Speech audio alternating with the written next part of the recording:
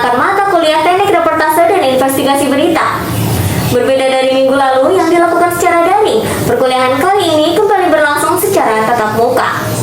Dalam pertemuan ini, mahasiswa melaksanakan agenda khusus, yaitu presentasi proposal penelitian investigasi yang telah mereka susun selama 1 minggu terakhir. Proposal ini merupakan tahap awal dari pembuatan video investigasi yang akan diproduksi oleh mahasiswa pada tugas akhir mata kuliah nanti. Pemirsa, perkuliahan dimulai dengan presentasi oleh kelompok pertama yang terdiri dari Nabila, Binar, Sidki, Yusuf, Mima, Budi, Zaudan, Firlian, Muazzah, Ayu, Rania, Ratu, dan David yang mempresentasikan proyek investigasi mereka yang berjudul Pasir dan Kerusakan, menyingkap dampak tambang PT Wahyu Putra Mulia Pancanegara terhadap lingkungan dan warga. Kelompok satu ini mengangkat isu mengenai aktivitas penambangan pasir di Pancanegara yang selama ini memicu berbagai keluhan masyarakat. Aktivitas tambang diduga menimbulkan dampak lingkungan seperti polusi debu, kerusakan jalan, perubahan kondisi air, serta hilangnya vegetasi di sekitar lokasi. Selain itu, penelitian ini juga menyoroti mengenai dampak sosial ekonomi bagi warga, mulai dari kesehatan, perubahan mata pencaharian, hingga kerusakan fasilitas umum. Kelompok ini juga menelusuri bagaimana perusahaan menjalankan tanggung jawab sosial dan lingkungannya, serta sejauh mana pemerintah turun tangan dalam merespon keluhan warga. Tujuan penelitian ini adalah mengungkap legalitas izin pertambangan, menganalisis dampak yang terjadi, hingga mengevaluasi efektivitas pengawasan pemerintah dalam melindungi masyarakat. Selanjutnya yaitu presentasi kelompok 2 yang beranggotakan Lufita, Zaki, Jessica, Syakira, Lela, Amel, Nadia, Ajudin, Gifari, Iqbal, Henry, dan saya sendiri. Pada hari ini kelompok kami memaparkan proposal dengan berjudul Analisis Kinerja dan Pelayanan Transportasi Pemerintah, khususnya Trans Banten di Kota Serang. Latar belakang penelitian ini berangkat dari munculnya berbagai permasalahan sejak Trans Banten mulai beroperasi, mulai dari profesi sopir angkot yang pendapatannya menurun, trayek yang belum tertata, hingga transisi layanan yang dinilai belum berjalan optimal. Kondisi ini menunjukkan adanya ketidaksiapan dalam sistem serta kurangnya komunikasi dalam implementasi kebijakan transportasi publik.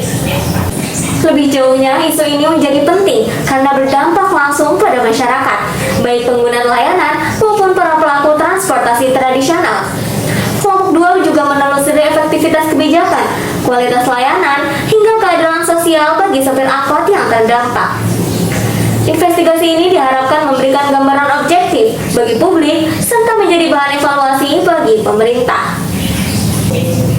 Pemirsa, kita beralih ke presentasi yang terakhir, yaitu dari kelompok 3 yang terdiri dari Olive, Ainun, Fatih, Ahman, Erlinda, Wulan, Reza, Surya, Gani, Kenan, Octavia, dan Arfa yang mengangkat proyek investigasi yang berjudul Larangan Putaran dan Waktu, menelusuri dampak truk odol yang kian meresahkan warga. Kelompok 3 ini menyoroti pelanggaran jam operasional truk barang, khususnya truk odol di wilayah Kramat Watu.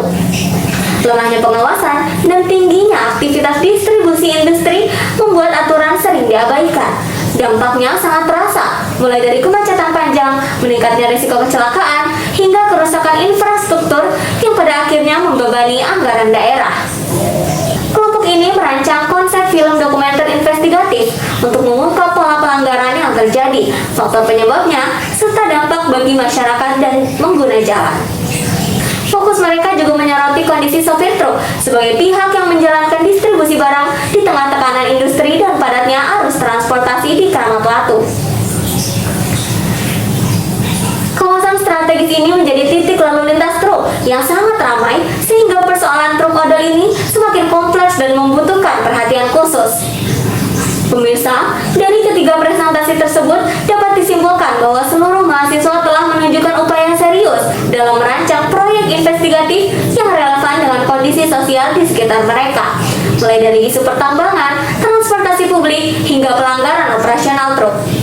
Nah, salah satunya teman saya itu sudah menjadi korbannya tadi, yang dimana tahu setiap berangkat kampus ya, itu truk-truk besar, bahkan bukan hanya pagi saja, ternyata malam yang itu merupakan di luar jam kerja, ya. Kan kalau di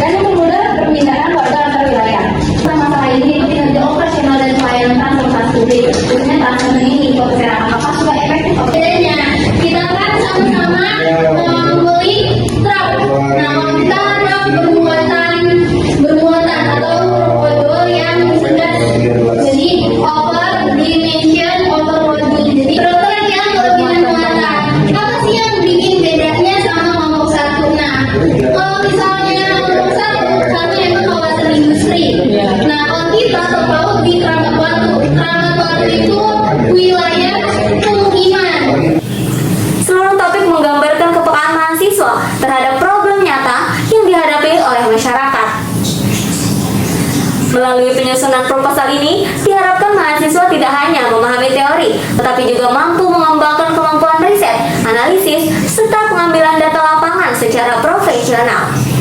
Proses ini menjadi langkah awal bagi mahasiswa untuk menghasilkan produk jurnalistik yang kritis, objektif, dan berdampak bagi publik. Saya Siti Aminah Jumia bersama seluruh kru yang bertugas pamit undur diri. Terima kasih atas perhatian Anda dan sampai jumpa.